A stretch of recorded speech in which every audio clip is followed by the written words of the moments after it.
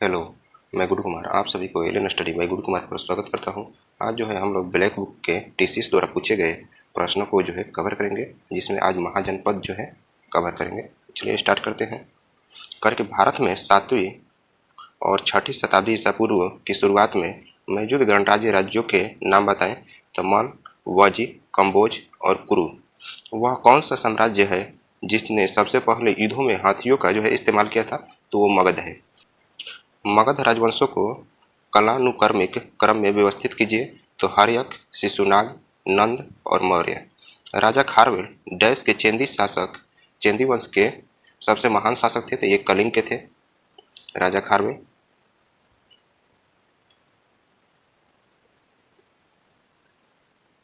कर के झेलम नदी के तट पर यूनानी शासक सिकंदर ने किसकी सेना का सामना किया था? तो ये पोरस की सेना का सामना किया था। सिकंदर और पोरस की सेना ने किस नदी के विपरीत किनारों पर डेरा डाला था? झेलम नदी के किनारे पर। सिकंदर महान का अनुशिक्षक कौन थे? अरस्तु थे। व्याकरणिक व्याकरणिक रचना अष्टाध्यायी, जो कि संस्कृत भाषा की पहली व्याकरण पुस्तक थी, किसने लिखी थी? ये पाणिनि ने जो है लिखी थी। गार्गी, मैत्रेय और कपिल का घर जो है कहाँ था? तो ये मिथिला में था।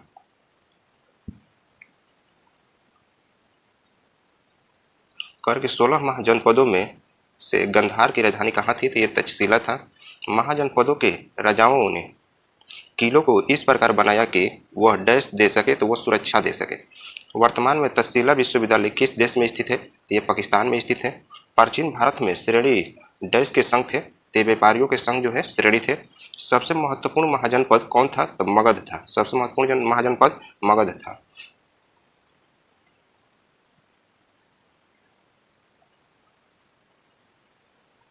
कर के भगवान गौतम बुद्ध के जीवन काल के दौरान 7वीं और 6ठी शताब्दी ईसा पूर्व की शुरुआत में कितनी महान शक्तियाँ यानी महाजनपद मौजूद थे? तो 16 था। जब मगध एक शक्तिशाली महाजनपद था, तो वजी वैशाली वैशाली जो कि बिहार में अपनी राजधानी के साथ सरकार के एक अलग रूप के अधीन थे, जिसे डैश के रूप में जाना जाता था। तो ये गण या संघ के रूप में जाना जाता था। गढ़ कटवा किस जनजाति का राज्य था, यानी किस जनजाति का संघ था? तो ये गोंड का संघ था। किस बौद्ध ग्रंथ में 16 महाजनपदों का वर्णन है? तो ये अंगुत्तर निकाय में जो है 16 महाजनपदों का वर्णन है। सिकंदर महान ने किस वर्ष में भारत पर आक्रमण किया था? तो ये 326 ईस्वी पूर्व में किए थे। 326 ईस्वी पूर्व था। ग्रीक लेखक द्वारा किसे अग्रमस या जंट्रमस कहा जाता है? तो ये घनानंद को कहा जाता है। डैश की लड़ाई 326 ईसा पूर्व में सिकंदर महान द्वारा राजा पोरस के खिलाफ लड़ी गई थी, जो सिंधु नदी के पार करने के बाद हुआ था। तो ये हाइडे स्पीच का युद्ध था। नंद वंश का पहला शासक कौन था? तो ये महापद्म नंद थे। नंद वंश का अंतिम शासक तो ये घनानंद थे। भारतीय समुद्र तट के साथ स्थित बंदरगाह को सूचीबद्ध करने वाली ग्रीक यात्रा पुस्तक कौन सी है? तो पेरिप्लस मैरिस एरिथ्रेई है।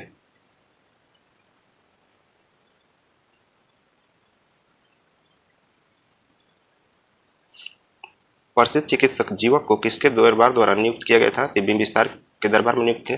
आजाद शत्रु हर्यक वंश का एक शासक किसका पुत्र था? तो ये जो है बिंबिसार का पुत्र था। सिंहासन पर बैठने के लिए किस शासक ने अपने पिता बिंबिसार की हत्या कर दी थी? तो ये अजातशत्रु थे। हर्यक वंश से मगध का पहला शासक कौन सा था? तो बिंबिसार था। कौन सा मगध के शक्तिशाली शासकों में से एक थे? तो ये बिंबिसार थे। हर्यक वंश के भारतीय शासक का नाम क्या था, जो अजातशत्रु के पुत्र थे और जिन्होंने पाटलिपुत्र शहर का नींव रखा था? तो ये उदयन थे।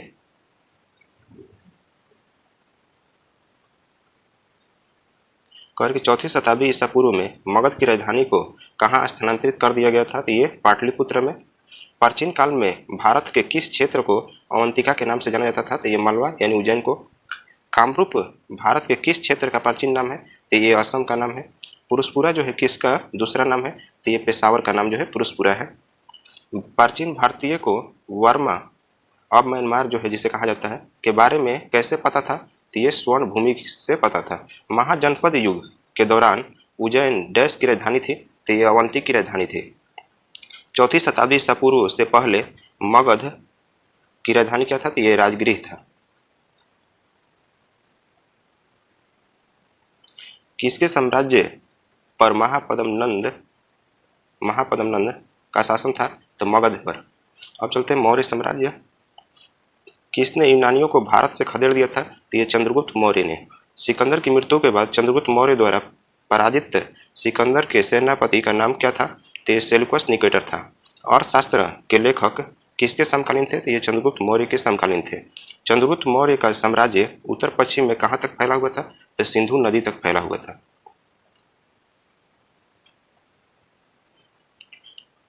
चंद्रगुप्त मौर्य के प्रसिद्ध शिक्षक चाणक्य शिक्षा के किस केंद्र से जुड़े थे तो ये तक्षशिला से जुड़े थे।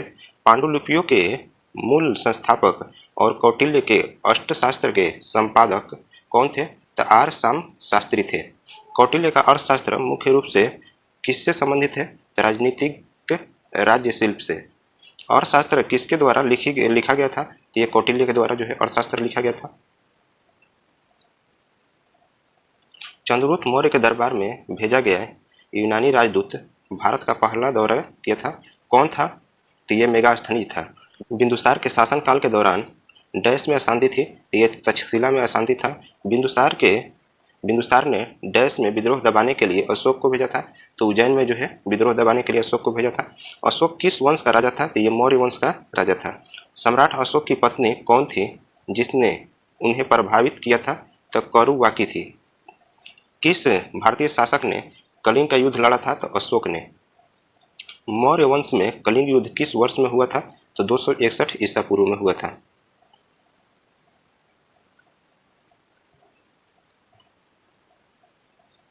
किस घटना से अशोक की प्रशासनिक नीति में गहरा परिवर्तन आया तो ये कलिंग का युद्ध से।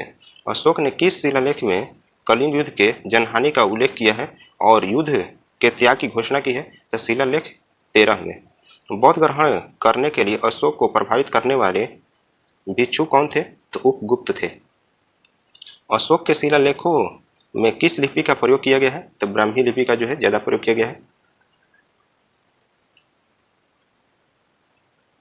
अशोक के साम्राज्य के किस भाग में उसके शिलालेख खरोष्टी लिपि में लिखी गई थी तो ये उत्तर पश्चिमी में।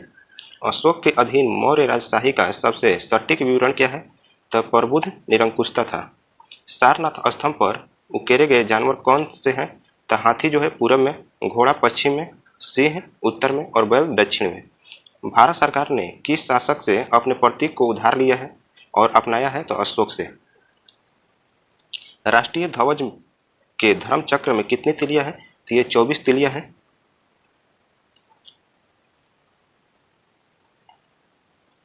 मौर्य प्रशासन के तहत शीताध्यक्ष किसके प्रभावी अधिकारी थे तो ये कृषि के। 3 अलग अलग कलाओं अर्थात मौर्य काल, गुप्त काल और मुगल काल के शिलालेखों वाला एक स्तंभ कहाँ स्थित है तो इलाहाबाद प्रयागराज में। बिंदुसार किसका पुत्र था तो अशोक का। कौन सा मौर्य शासक बौद्ध धर्म का अनुयायी बना अशोक। अशोक ने पूरे देश में बौद्ध धर्म का प्रचार कैसे किया तो धर्म महामात्रों को भेजकर। सबसे प्रसिद्ध मौर्य शासक कौन थे तो ये अशोक थे। सबसे पहले किस मौर्य शासक ने शिलालेखों के माध्यम से अपने संदेश को लोगों तक पहुंचाने का प्रयास किया तो अशोक ने।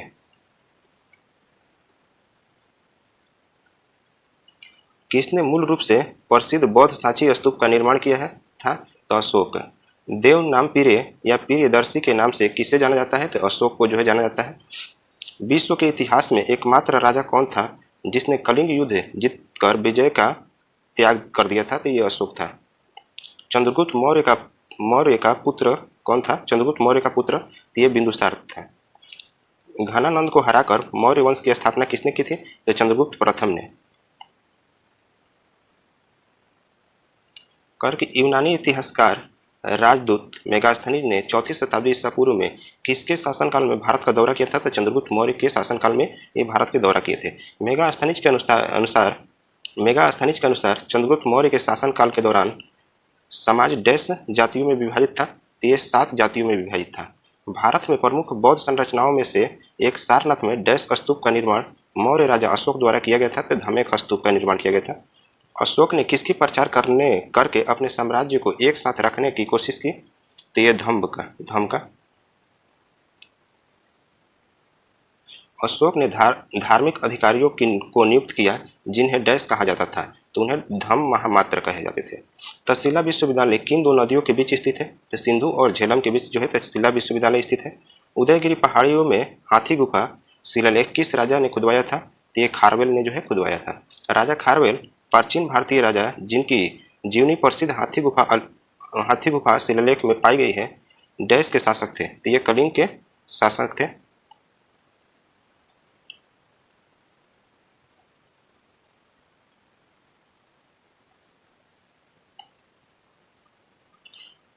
तटीय उड़ीसा का प्राचीन नाम क्या है? तो ये कलिंग है।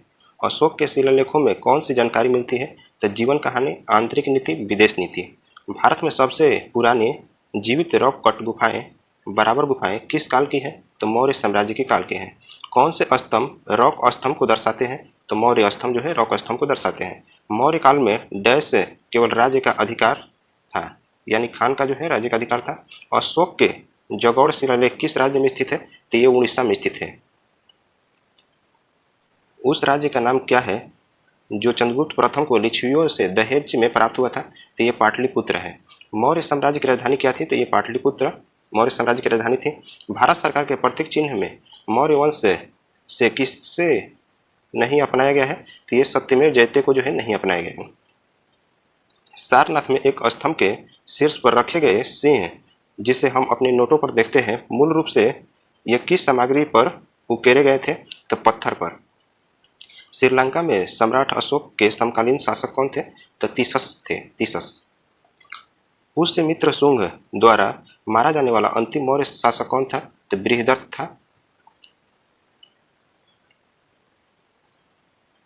बिहार के दीदारगंज में पाई गई प्रसिद्ध चौरी धारक मूर्तियों को किस काल से संबंधित के रूप में वर्गीकृत किया गया है? तो ये मौर्य काल से संबंधित किया गया है। तो डैश में सुदर्शन झील मौर्य के शासन के दौरान निर्मित एक कृत्रिम जलाशय है, ये गुजरात में स्थित है। डैश मौर्य साम्राज्य के पूर्वी भारतीय प्रांत की राजधानी थी? तो तोसाली था।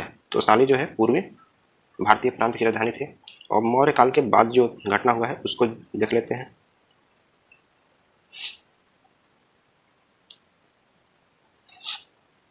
मौर्य वंश के तुरंत बाद किस राजवंश ने मगध साम्राज्य पर शासन किया? तो ये शुंग राजवंश ने शासन किया था।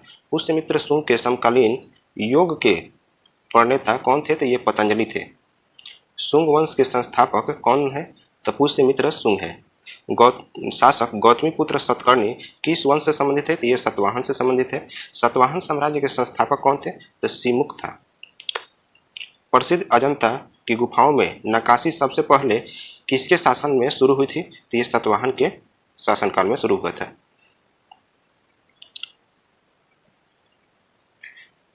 किस राजवंश के शासकों ने ब्राह्मणों और बौद्ध भिक्षुओं को कर मुक्त गांव देने की प्रथा शुरू की थी? तो ये सतवाहन ने शुरू किए थे। सतवाहन अपने सिक्कों को मुख्य रूप से किस में ढालते थे? तो ये सीसा में ढालते थे। सतवाहनों का महानतम शासक कौन था? तो गौतमीपुत्र सतकर्णी था। जूनागढ़ चट्टान शिलालेख किससे संबंधित है? तो रुद्रदामन से संबंधित है। सेंट थॉमस किसके शासनकाल के दौरान ईसाई धर्म का प्रचार करने के लिए भारत आए थे? तो ये पार्थियन के यानी गोडो फर्निज के। कुषाण वंश का संस्थापक कौन था? तो पुजुल कड़फिसेस थे कुषाण वंश के संस्थापक। सबसे प्रसिद्ध कुषाण शासक कौन था? तो कनिष्क था। 78 ईस्वी से शुरू होने वाली शक युग की स्थापना किसके द्वारा की गई थी? ये कनिष्क के द्वारा की गई थी। कनिष्क किस वर्ष में सिंहासन पर बैठा था? तो 78 ईस्वी में बैठा था। चरक किस राज दरबार के विख्यात चिकित्सक थे? तो कनिष्क के राज दरबार के थे। द्वितीय अशोक किसे कहा जाता है? तो कनिष्क को कहा जाता है। गंधार कला विद्यालय किसके शासनकाल में विकसित हुआ था? ये कनिष्क के शासनकाल में हुआ था। भारतीयों के लिए महान रेशन मार्ग किसके द्वारा खोला गया था? ये कनिष्क के द्वारा। किस कुषाण शासक ने बौद्ध धर्म को संरक्षण दिया था? तो कनिष्क ने।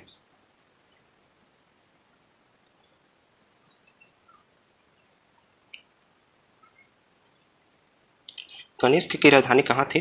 तो पुरुषपुर था। कनिष्क की राजधानी पुरुषपुर। कनिष्क के समकालीन कौन थे? तो नागार्जुन, अश्वघोष, वसुमित्र।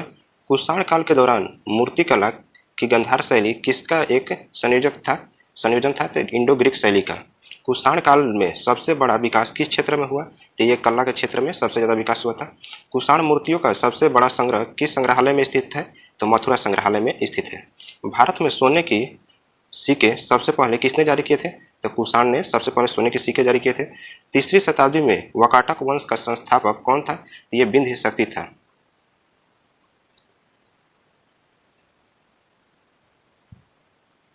शक युग की स्थापना डैश में हुई थी? तो 78 ईस्वी में हुआ था। अमरावती कला विद्यालय किस क्षेत्र के सतवाहनों के संरक्षण में विकसित हुआ था? तो आंध्र के सतवाहन के। किस शासक के लिए एक ब्राह्मण प्रयुक्त हुआ है? तो गौतमीपुत्र सतकर्णी के लिए। पाल वंश का संस्थापक यानी प्रथम शासक कौन था? तो गोपाल। कनिष्क एक डैश से राजा थे? एक कुषाण के राजा थे। कौन से शासक युवेझी खानाबदोश लोगों के साथ घनिष्ठ रूप से जुड़े थे? तो कुषाण। प्राचीन भारत में गांधार कला विद्यालय किस राजवंश ने विकसित किया था? तो कुषाण वंश ने। शैल चिकित्सा के जनक के रूप में किसे जाना जाता है? तो सुश्रुत को।